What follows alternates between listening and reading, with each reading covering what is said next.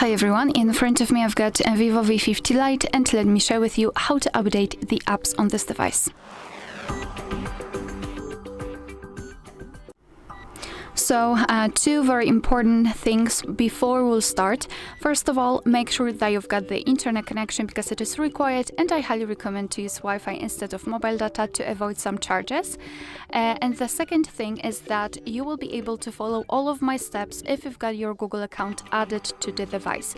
If you want to, you can do it right after entering the Play Store, so you can log in and just follow my steps. If not, you can check our tutorial of how to add or remove a Google account in this specific device.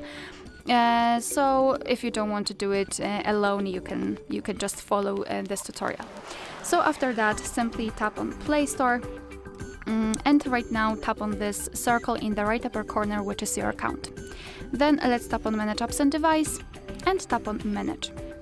Right here we have to tap on Updates Available, and as you can see, this is the list of all of the updates pending, so those apps which we can update. And all you have to do is to mark those which you'd like to download and then apply. You can mark all of them, it's totally up to you. I will just choose 3 of them.